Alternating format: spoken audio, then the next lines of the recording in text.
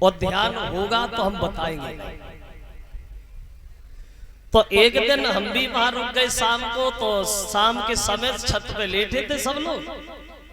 तो वहीं बगल वाले घर में, पड़ोस वाले घर में सास और बहू में लड़ाई हुई। और इतनी लड़ाई भाई, इतनी लड़ाई भाई, बहू पता न कितनी चालाक रहे ने कि धीरे से कछ कह दे सो सास घंटा खाड़ो के लिए फिर छू। और उनकी सास जो रही लड़ती रही फिर गांव में निकली गई। उनकी बहू ने रस्सी उठाई, वे कमरा के अंदर घुस गई, केबाल लगाए। तो हमने सोची मरेगी, अब मरेगी तो मरेगी, हमें क्या करना। बहुत देर भाई एक लड़का नीचे भेजो, काम से कहो भैया निकाल ले कोई। अब वो नीचे उतरी ना पाओ, ता से पहले उन्हें केबार खोल ले, बाहर निकल आई। और इधर उधर देख लो शुरू भाई। अब मर थोड़ी रही है, जिद खारी कोई जिद देख ले तो फांसी लगाए रहे। और हम लोग सब ऊपर देख रहे बैठे बैठे। अब बे उनकी सास जो रहे, बे जो लत्ती रही बे आई। और उनके संग का गांव की बड़ी बूढ़ी हो रहे, जो बहू के हाथ में रस्सी देखी तो रस्सी तो छीन ली। बोले तुमसे जिक्र नहीं कही तुम्हें फांसी लगाई, तुम पूरे घर में आग लगाए तो हम तुमसे कहूँ कछु ना कहें। जिक्र न की तुम फांसी अपनी बहू से तुझे कही। और जो गांव की रहे बड़ी बूढ़ी उनके दो हाथ जोड़े, देखो तुम्हारे अलावा हमारी बहू को फांसी लगा काम देखो ना। जो बात गांव में काव से मत कहियो, हमारी बड़ा बदनामी हुई है। जो बात कहियो काव से ना, अब घर ही में आग चाल लगी। काव से कहियो ना, अब तरह जानते जो काव से कहियो ना, मरेगी तो ही मरेगी। जेल फांसी हुई तेरे लेकिन कोई हमें क्या मतलब जब काव से कहे। निकली आई बाहर। रास्ता में गली में 4-5 लड़का बैठे रहे। बोले का होएगा डोकरी, बोले पता है लड़ा कचुना है फलाने की बहू ने फांसी लगाई ली। हमसे कह रही काम से कही हो ना, तुम बताओ हम काहे काम से कहे भाई, आदत ही ना जब काम से करे। तो औरतों के पेट में बात नहीं रुकती। तो सत्राजित बोले हैं हम इसलिए तुम्हें नहीं बताएंगे कि तुम मेरी पत्नी हो। और जो जब बात कही पैर दबाए रही हती, छुटक के बल लगी दूर जाएगी। बोले अब नहीं रहे। तो बोले तुम तो नाराज हो गई, अगर नहीं मानती हो तो सुनो। लेकिन जब भले घर की बात है, न कहे बने न गाय बने। जब बात कब से कही हो ना, बोले हम ना कहेंगे तुम बता। तो बोले सुनो, कन्हैया ने प्रसेन को मार दिया और वो मर उससे छीन ली। और जो जब बात सुनी तो रोवन लगी, आए जो तो बड़ा बुरो तुम सोई जा, तुम्हारी किस्म करें खातम कबू का उसे ना कहें तुम सोई जा। अब बे तो सोई गए। और उन्हें पूरी रात नींद ही ना आई, करवटी बदलती नहीं। भगवान कब सवेरो होए, कब सवेरो होए। अब सवेरो हुई ना पावता से पहले एक बगल वाले घर में कूदी पड़ी। और बोली देखते ही किस्म तो से ऐसी आत्मा मिली है, कोई बात छुपाई ना जात। लेकिन जब बात कब से कही है ना, बड़ा मुसीबत से पूछ पाए। कन्हैया ने प्रसेन को मार दिया और वो मर से छीन ली। हाय बेभागी बे अपने बगल भाई घर में घुस गए। बेभागी बे अपने बगल भाई घर में घुस गए। सुबह से शाम नहीं भाई, घर घर में चर्चा होने लगी। अन्याय कर रहा है द्वारिका का राजा, जो प्रजा के लोगों का खून कर रहा है। कन्हैया ने सुना, मन में सोचा भैया हमने तो किसी को नहीं मारा, हमें बिना मतलब में कलंक लग गया। अब 1500 जमान साथ लिए प्रसेन का पता लगाने जंगल में चले भगवान। तो देखा कि प्रसेन की लाश मिली। थोड़े और आगे बढ़े तो एक शेर मरा पड़ा है, और उसके आगे कोई चिन्ह नहीं। तो कन्हैया जवानों से बोले काम करो, इस गुफा के दरवाजे पे तुम खड़े हो जाओ। और हमारा 1-2 दिन नहीं 1 महीना इंतजार करना। हम गुफा में अंदर देख के आए, इस गुफा में अंदर क्या है। अब भगवान चले अंदर तो क्या देखा कि गुफा का द्वार तो छोटा है, लेकिन अंदर बहुत बड़ा महल बना है। कन्हैया ने देखा अंदर था एक विशाल भवन, और जिसकी एक लड़की पड़ी भई उस लड़की के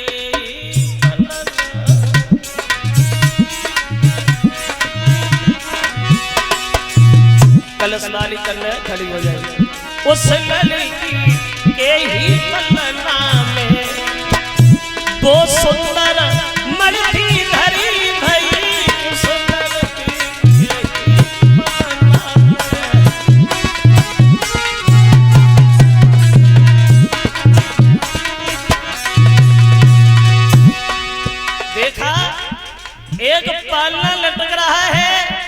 उसमें एक लड़की सो रही है और वो मड़वी उसी में झूल रही है। और जो लड़की ने कन्हैया को देखा तो चिल्ला चिल्ला करके रोने लगी।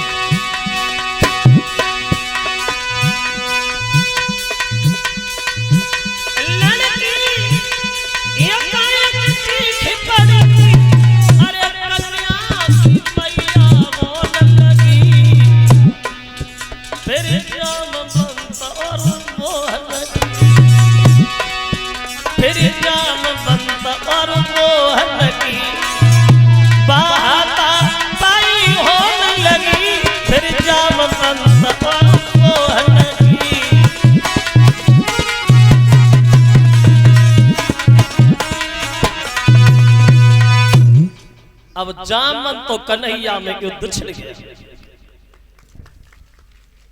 और ये युद्ध कन्हैया और जामंत का 1-2 दिन नहीं बल्कि 27 दिन लगातार हुआ। जब कन्हैया ने जामंत के घूसा मारा तो जामंत को मूर्छा आ गई, जमीन पे गिर गई। होश आया तो पुराना ध्यान आ गया, कन्हैया के पैर पकड़ लिए, बोले प्रभु बड़े समय का इंतजार कराया। ये कौन थे जामंत? ये जामंत जो थे ये त्रेता वाले थे। जब लंका पे विजय पाकर के सब लोग लौट रहे थे तो राम ने पूछा लड़ाई से किसी के अरमान अधूरे तो नहीं रहे?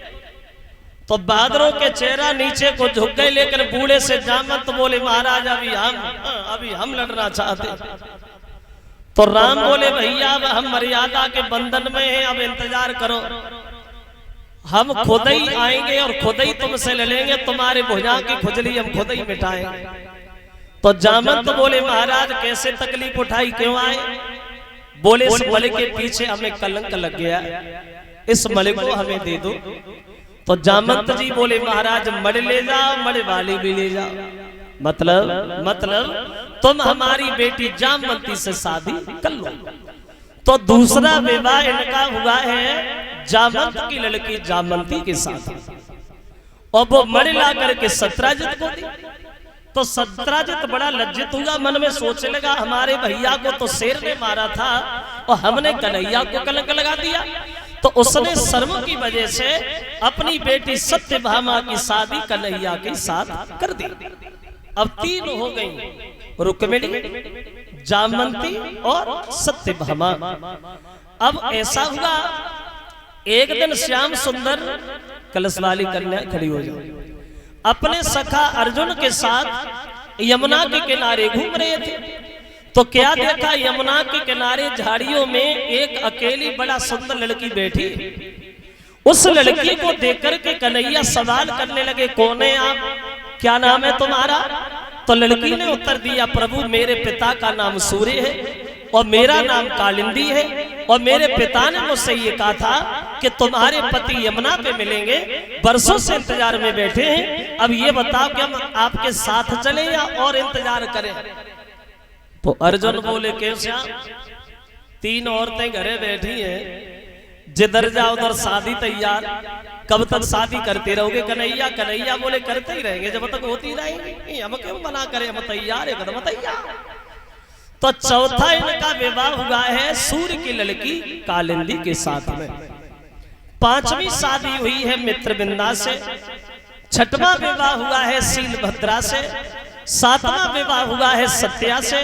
और 8वां इनका विवाह हुआ है लक्ष्मणा से। और 8 औरतें हो गई। अब क्या हुआ और आगे बढ़े इधर